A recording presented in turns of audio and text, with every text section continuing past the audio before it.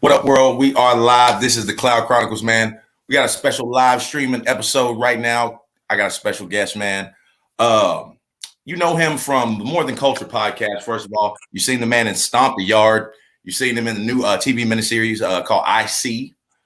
He's also been in a film called The Weekend. He's an actor. He's a producer. He's a director. My boy, new friend, knees out Nino, REEMO ROD in the building. Yes, sir. What's up, bro? What's up, bro? Yeah, sir. What's good, fam? Man, just coolin', man. How you doing, bro? I appreciate it, man. Hey, man, don't send them hitters after me for the knees out, Nino. That was a compliment. Hey, man, you know when the knees out, you know the jeans is loose, bro. You know, Hey, I got a whole denim series coming for you. You know what I'm saying? okay. I know it's gonna be a good show. That's why I keep hearing when the knees is out. I heard it's gonna be a good show. Woo, I'm telling you, bro. You know when you old and you get your knees still work, you kind of feel good about life. You know what I mean? Over 30 and your knees work. Come on, brother. Yeah, man, you gotta let that air come in, and it helps with the circulation. There you go. You know what I'm saying? Keep that flexibility. There he is. Yeah, man, that's what's up, man. So, you know, most people they know you from More Than Culture. The shirt right there, you see it across the chest. More Than Culture. That is the show, man. Dope podcast. Appreciate it. But I want to talk to you a little bit, man, about your comedy and radio. Okay. Your background in there, man. So tell me a little bit about that. Shit. So comedy, we started. I started in an improv group called More Than Culture, called Snack Pack Comedy, which was myself, Tyler Chronicles, LT, Amir, Big Q, and Morgan. The funniest thing is one of the producers of Snack Pack is Kamal the Secret Genius now. That's crazy. He was never doing comedy. He was the cameraman. He was the producer. And now he's ripping fucking stages. And we started More Than Culture together. But I started my comedy career with Snack Pack Comedy. Was first acting, and then, you know, graduating to comedy. And the radio shit, bro. I was interning at Hot 107.9, which is a radio station out here in Atlanta. Right after I did Drumline. And it's funny, Jason Weaver hooked me up with that. Bro. He hit me up because his cousin Nina was working promotions at the radio station. I was like, bro, I'm just trying to get in the mix. What's up? He's like, I hook you up. He hooked me up. She fucked with the groove. You know, I had my knees out, so she she was feeling it already off the gate. Hey man, it's confidence when your knees is out, you know, because people look at you crazy because your jeans is kind of fucked up. But you like, hey man, you know, I'm rocking and I'm rolling, just like rock and roll do. You feel me? But so we did that, man, and grown. I've done AM radio, I've done a little bit of FM radio, but more so than anything, man, it's the acting and comedy that's kind of got my career going. Yeah. So how was that doing Stomp the Yard? Because you know that's a big film in our culture. You know what I'm saying? So that's gonna go down. That's gonna go down in the books. That's gonna be one of the ones they still gonna be talking about 10, 20 years from now. And it's crazy because you know when it's good when the residual checks is like grows. Because when you first get the check, you're like, nigga, forever we gonna I can't believe it. But then you're gonna get a little less, a little less, a little less, a little less. Then that bitch hit like Bitcoin. I was like, God damn it, man. They ordering this motherfucker. Yeah. So it's cool, man, to see the wave of it. And then, you know, doing colleges and doing stuff like that, and then people responding, you know, when you go to school, like, nigga, I be trying to step like you and shit, bro. Like nigga, shut your ass up, nigga. I was the worst stepper on the shit. Yeah, exactly.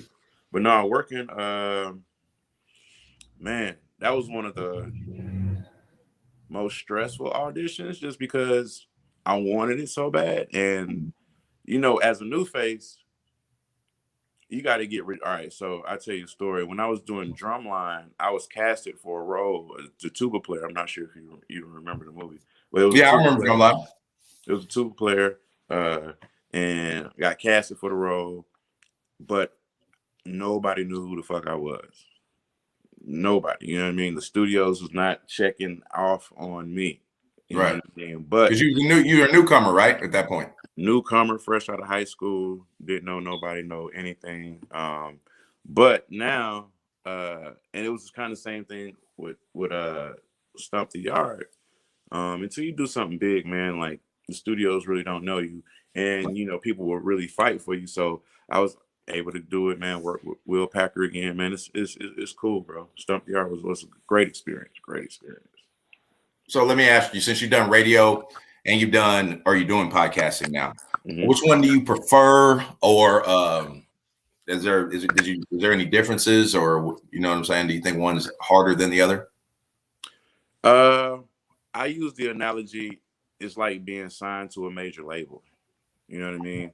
When you are with a radio station, the radio station already has a certain clout, a certain level of visibility. When you're podcasting, man, you an independent artist, bro. You know what I'm saying? You grind and you trying to get interviews. Some people fall through. You never know who's gonna show up. Attitudes of people, these to be all types of shit. You know what I mean? But when they come to the radio station, they like, well, shit, I need y'all. You know what I mean? But I believe the podcast platform, like, you know what I mean, the Cloud Chronicles will be the new news network. You know what I mean? You'll start seeing and being able to get those intangible conversations. You know, a lot of times you're more PC on radio just because there's so many viewership, sponsors and all that involved. Shit you got to play with, man. But when you're a podcast world, man, you can be as free as you want to be. You know, you can talk a whole lot of shit, cuss, you know, just live your life, man. So I love the freedom of it. I love the freedom of podcasting. And you know, you gain a certain level of viewership and fanship to where you can directly connect with those people that directly connect with you, versus radio where, you know, you cast in such a wide net and you don't know who fuck with you for real because they might want to just because you're the radio nigga. You know what I mean? You're gonna get me in the clubs for free, or you know, like all that name dropping and all that that's associated with it. Bruh, nobody gives a fuck. You hear me? Don't nobody give a fuck. Nobody care about who you. Kamal said it best. Nobody care about the people in your phone. Will the people in your phone pick up when you call them? You know what I'm saying? Like, he always dropping them words of wisdom. That was another one, right? That nigga, come on, bro. I'd be like, hey, bro, every dread on your head got a goddamn word. Them brain cell extensions, boy, he just smart. You know what I'm saying? You know what I'm bro. That's why I started growing my little baby. Yeah, I ain't mad at you. I ain't mad at you, man. That's what's up. So what about your influence as far as like comedy, man? Like, have you are you from you're in Atlanta, so is that where you grew up and born and raised all that? I'm a native of the state of Georgia, brother. Atlanta. Let's see, comedic influences. Yeah, like who, like, or even more so, like when you was like, okay, I'm gonna do comedy. When you was checking out the clubs, or right, maybe just a fan, like, you know, okay, you know what I'm saying? Who'd you look at? So it's a comedian named Nard Hostin that's here in Atlanta. OG in the game. He had a joke back in the day, said, girl, you got booty do. Stomach stick out further than your booty do. I remember that joke.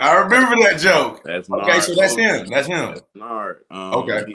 He was hosting Uptown, which is like a premier comedy club. He still has a super night tripping on Sundays, which is crazy. But he told me to come up to Uptown long time ago, man. Right when I was on Somebody's on BET. I don't know if you remember. It was like one season of this show called Somebody's. But we was working on that, and I'm on set doing production and just, you know, cracking jokes with the fellas, snapping back, not giving a fuck. You know, you say something, I'm coming right back. I'm on your ass. I'm on your ass, nigga. Yeah, I'm on your ass today. Yeah. But you know, he was like, come to the comedy spot. But this was back in the day when they wasn't booing your ass. They were shaking keys. Ooh. So if they don't like the jokes, man, they just start shaking keys. And you ain't never heard keys shake unless you heard 100 niggas shake their keys at the same time. This shit is crazy. You be like, bruh, what in the hell? So only time I've seen that shit is at like a basketball game when, you know, it's like the playoffs. It's like, you know, they send a nigga home like, right. You start the bus type shit. I Bro, can't imagine that shit in the comedy club though. Oh man, just killing all your confidence. Yeah, So I wasn't ready. I was I not can imagine. ready. Was not ready. Went back in. I've I've pre-started my comedy on stage career twice. But then I got on. The second time, Clayton English brought me up. Are you familiar with Clayton? 85? Yeah, of course. Yes, yeah. So he brought me up. It was my first comedian to bring me up on stage. I did it for like 2-3 months, but I felt like people were laughing at me and not with my comment, with my humor. You know what I'm saying? So I was like, fuck this. I need material. But I didn't know, as a comedian, and any young comedians looking, you got to find your voice. And that might take years. Yeah. You know what I'm saying? But Yeah. you got to be diligent in doing it. Just like our first podcast is, we got a lot. We have better chemistry now than our first podcast. You know, it's like running games together. It's like everybody talking shit about the Nets because the big three ain't played together. Don't expect for them. It might be hard. Might be a little harder to win a chip without the chemistry. Because you got to have chemistry, man. The only people that had crazy chemistry like that was the Dream Team back in the day, man. You know what I'm saying? Them motherfuckers got off the plane, off the bus, hooping. But yeah, man. Once getting the chemistry, and then you start getting bits, then you start getting like a set, and it's like, oh shit, bro, I got shit I can say anywhere, white, black, it don't matter. You know what I'm saying? Rich, poor, these jokes go. So, we're verbal magicians, man. We're verbal magicians. We're making it happen on the stage, and it's hilarious, bro. It's exciting. It's fun, man. I love it. It's a rush. That made me think of something. Since you've done acting and you've done, comedy and everything, which both involve when the rejection hit, it's hard. Like we were talking about with the keys at the comedy club. Yes, sir. Is that worse? Is the rejection at like bombing on stage? Is that worse than 6 or 7 auditions and you not getting nothing? Which one do you think is worse? I mean, because I think about. I have people tell me, hey man, you ought to do comedy and everything. All I think about is going home and wanting to just kill myself because I bombed again. You know what I'm saying? So which one do you think is worse, man? Are they equal? The thing about acting is it's a rejection sport. You know what I'm saying? Like comedy is not a boost sport. You know what I mean? Like as an actor, until you become Idris Elba, nigga, you're gonna have to audition your ass off. You're not gonna make every movie, but you're gonna try to audition for every picture. You know what I mean? Yeah. So that kind of becomes the skin that you get, the callus that you get as an actor. You know what I mean? It used to get to me, bro. I ain't even gonna lie. I had a whole lot of success early in my acting career, and then that shit slowed down just because I had 3 bad auditions back to back, man, back to back, and it was just like, what in the fuck is wrong with me? You know. So it was you just thought you did bad. It wasn't like they was like, oh nigga, you sucked today or so. You just felt like, man, I missed again, and then you went to another one. I missed again. I was stuttering on this one word. If I go back and so you just had like 3 bad games in a row. 3 bad games in a row, and it was like, fuck basketball. It's like, bro, it's a whole season, bro. No, man, fuck this shit, man. Can't make a free throw or nothing. Yeah. But comedy though, now if you just getting up there and ain't nothing working for like, and you done did like 10 rotations around this thing, I mean, you might start feeling a little bad about shit. But the thing is, it's, say if you got 50 people in the crowd, as long as if you get like 2 or 3 of them people laughing, as a new comedian, you're like, all right, well shit, take those 2 or 3 people to heart. Fuck the rest, the 47 people. You know what I'm saying? Like 50 people, you got 3 people laughing, and 47 are not with you. It's 3 people that you connected with. You know what I mean? And in this world, there's billions of people. So find your lane, man. Find your people. Find your tribe. Yeah. You know what I mean? That's what the podcast space does, man. That's what the social media does. Is it gets your tribe together, and then you can do some big shit with it. So let me ask you about your first time on stage. Okay. That just in general, Like we kind of talked about it a little bit earlier. So I guess if you don't want to say that again, you can tell me like your first like time where you was like, all right, nigga, hold up. Oh, I'm in here now. I got my foot in. I'll go back. I'll tell you both. Okay. The first one's real quick. The first time I was on stage, guess who walked by the stage while I was on the mic? Atlanta comic. Ooh. Roxy Reynolds, nigga. And you was just did you see her when you was in the middle of a set and you, bro, she walked by me and I'm like, mid-word. I'm like the living legend herself. You know what I'm saying? Like everything was real on her, bro. I was like, damn, you know what I'm saying? Like, you know, it's rare to see nowadays. For people who don't know who Roxy Reynolds is a great adult entertainer. And you know, for a young man to see one of your on-screen crushes walk by, you shit. I almost hopped off, brought her a drink and see what it do. Hey, man. But yeah, I kept rocking, man. So that was my first one, which was crazy. But when I knew I had it, I got a church joke I do, and the first time I did it, man, and to me it's such a simple joke. I'm kind of over it just because I've done it so much. Right. But when the people responded, like just going crazy, holding themselves. Yeah, that's the one. Like, the knee slappers. The knee slappers, bro. Yeah. You know what I mean? It was special. And that right there, man, I mean, they said it's the dopamine. It's our crack. It's our coke. You know what I mean? And applause, man. It's like the athletes when they retire, they say what they say.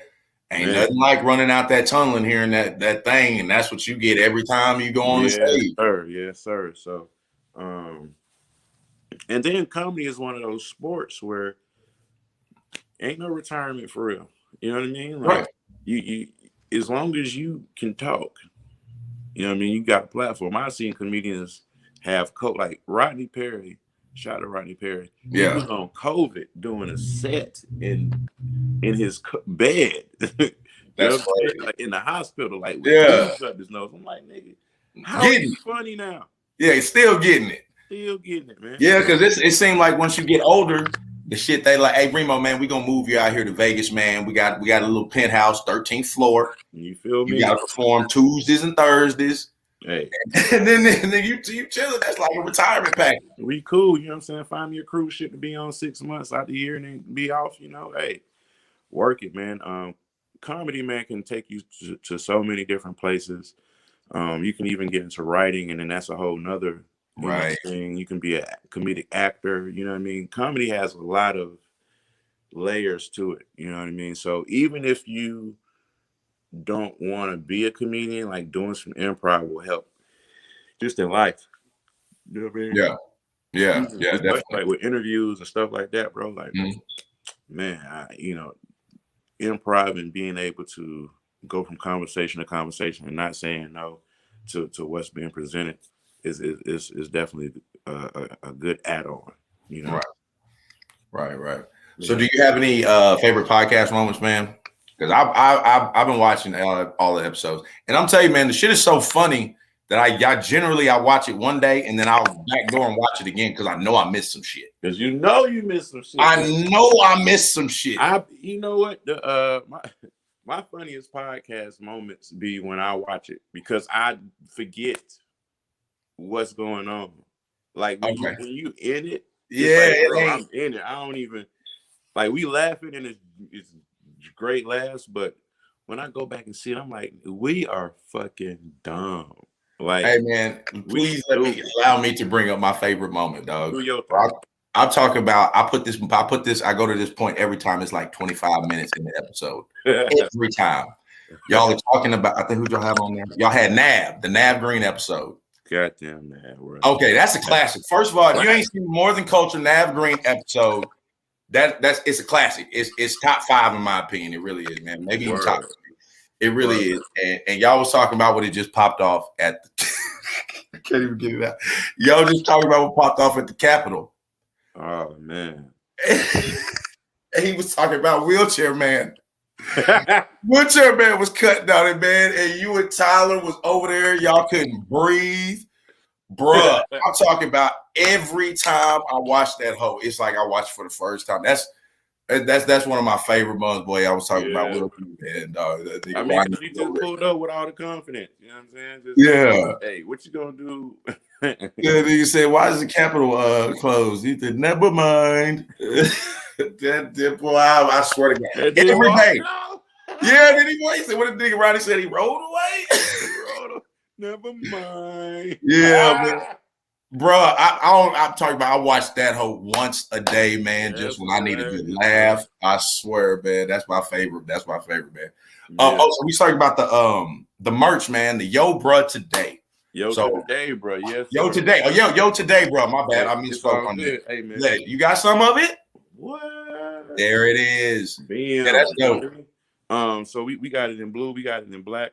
So Yo Today, bro, is pretty much a action brand, bro. Is tomorrow's a myth. You know what I mean? By the time tomorrow comes, it's today, bro. You know, so get off of your ass, get to work, stop playing around. And I'm king procrastination. It's easy to do. Procrastination. You feel me? So it's something for me to motivate myself, man. But the merch, man, is going crazy, man. Shout out to Merch for Hire. You know what I mean? Hooking us up. Yeah. I got the His Highness shit. I got that from Merch for Hire. So yeah, man, y'all definitely shout out to Merch for Hire. Yeah. Yes, own yourself. Own yourself. You feel me? That's Kamal shit. Yeah. Man, we merched up, bro. I don't know if you got the blessings for denim. Oh, I didn't even know you had the denim. See, I just got the denim, Dad. This hoe just came in a couple days ago, so this is my new favorite hat. And then I got the His Highness. So I'm getting the Yo Today and the Own Yourself too, man. That is on the way for sure. Yes, that hoe right there clean in a bit. Hey, this right here, my boy. Yeah. Bro, you don't even got to put this one on, boy. Nah, man, that's that setup hat. That's that tip. Boy, I'm telling you, that's that tip, boy. you can do that with a white tee and some jeans and you straight. Yeah, man. And I love the hats, man. So I got to scoop me one of them green joints, man. I love the old school, man. Okay, what's the Goldie, man? Tell me about that. Greatest of all time. You shout out to Goldie. That's okay. I've seen that on there. Yeah, man. So we rocking, man. Y'all doing big things, man. Yeah, y'all doing really things, man. But listen, man. So before I let you get out of here, man, did you have any advice? You know what I'm saying? You know how Kamal likes to drop the words of wisdom. You got any advice you want to drop to the up and coming people, the comedians, just people in general, man. Life. Hey, man. Shit, man. Keep moving, bro. Keep going. So show up. That's what I'm gonna say. I'm gonna say show up. Recently I went to LA just to network, bro. You know what I mean? Like not even expecting anything for real, just to network. I'm trying to Kev on Stage. I'm not sure if you're familiar with Kev on Stage. Big fan, yeah, man. Yeah, he going crazy right now. Yeah, he studios. You talking about Kev on what's his name? Kev Perry, shall we call him? Kev Perry. Kev Perry in this bitch. Yes. I see what he doing. Man, let me tell you something. So I'm just out there, just networking, bro. He got a show called Keep Your Distance. Shout out Keep Your Distance Comedy, yeah. Yeah, Keep Your Distance comedy show. And I was just out there with Ronnie and Tyler just to support them. Then I came back on my own to support some other comedians. But I'm just, I'm trying to get on the show, but I'm humble about it. I ain't trying to be like, yo, what's up, nigga? I'm the funniest nigga. Yo, what up? Yeah. I'm just like, yo, what's good? I introduced B-Dot to Rodney Perry, and then B-Dot in return introduced me to Kev. And he was like, bro, I seen you a few times. Like, what's going on? I was like, I'm a comedian, bro. I'm trying to go get up. You know what I mean? You rock your show. He was like, you ready tonight? Hey, I watched an episode of Martin today. Hey, man, when opportunity come, I'm going to be up the door like this. You feel me? Yeah. Good afternoon. Yeah, hello. And so, yeah, bro, I was like, hell yeah, we ain't scared. Let's get it. And he gave me 5 minutes, bro. And from that, man, I've it's crazy. I got 5 minutes, no flyer, no hoopla, no none of that. And the residuals of being on that show, bro, are amazing. Let me say that. You know what I mean? Digital presence has gone up. I've gotten like 2 acting gigs from the, you know what I mean, from them just being like, oh man, I remember you, or I'm introduced to you for the first time now, man. So Yeah. It's good, man. And you know, I look forward to doing more stuff, but the biggest thing, just show up. Show up expecting nothing but, you know, let God in, man. You know what I'm saying? Let God in, bro. That's what's up, man. I appreciate you, man. Hey, man. Well, thank you so much, bro, for sitting down with me today. Yes, sir. This is super dope, man. I mean, sitting with you, I mean, you, Tyler, man, y'all. This is stuff that I thought I wasn't gonna be able to happen till I was 5-7 years. I'm 8-9 months in the game, man. Hey, you know what I'm saying? You know what? You networking and you doing your thing. You doing it the real way. You supporting first. You know, just asking people. Okay. Well, shit. Here go one for real. Support before you ask. There you go. A gym just found its way. Before you ask, man. Stop asking for shit. You know what I mean? Everybody's asking for shit. Right. Show that you really want it for real. You know what I mean? And that comes through support. Like, you know what I mean? Like, bro, like, no cap. I'm selective with what I do, even though I don't do a lot. I'm just selective just because, you know, everybody's good, bro. You know what I mean? Yeah. And, you know, I saw you work with Tyler. I saw you rocking with the brand. You know what I mean? You got the blessed as fuck hat. You know what I mean? Like, you rocking, bro. You know what I mean? So I have to return the rock. I got to return the favor. You know what I mean? Right. So I appreciate you, man. I appreciate your grind. You know what I mean? And I appreciate that. You know, it didn't come out of left field. The first thing you sent, you know what I mean, on the ground wasn't, hey, pull up to my podcast, nigga. I'm trying to interview you. Yeah. It was like, nah, bro, I done seen you post a whole bunch of shit and repost stuff and support. You know what I mean? When you watching the podcast, you put it up. So yeah, support before you ask, man. You know what I mean? That's really important. That's the way that you get people's attention. You know what I mean? Like, who the fuck is this person supporting me? I didn't even think about it like that when I was doing it. I'm just like, man, this shit is funny. It's what I'm doing at the moment. Right. And, you know, like that. So I'm going to post it. Like, you would naturally turn this shit on. This shit hilarious right now. That's what I'm saying when I post that shit. And then, you know, it's great to watch when you're with your girl. You know what I'm saying? Or, you know, the first time around, if you don't know what to do, be like, hey, man, let's watch some funny shit and let me see what you laugh at, bitch. You exactly. Kind of feel her out. See what her reaction is to shit. Right. If you pee a little bit, she already wet. You know what I'm saying? Letting y'all doing the work, y'all doing the work for her. You know what I'm saying? There you go. That's what's up, man. That's what's up, man. More Than Culture podcast, man. Yes, REEMO ROD, man. Hey, thank you so much, man. Once again, sitting out here, man. I'm gonna let you go. I know you got a lot of stuff to do. Yeah, we rocking, bro. Busy, man. Hey, y'all support More Than Culture. Go on Merch for Hire. Get all the More Than Culture gear. Yes, sir. Support the brand. Yo, today, bro. Yes, sir. REEMO ROD, man. Hey, this is Johnny Blaze, man. At the end of the episodes, I always like to say, mental health is real. Take care of this. It'll take care of you. Tell somebody you love them. Drink some water. Peace. Namaste, bitches. We out of here. Johnny Blaze, REEMO ROD. Knees out, Nino in the building. Yes, sir.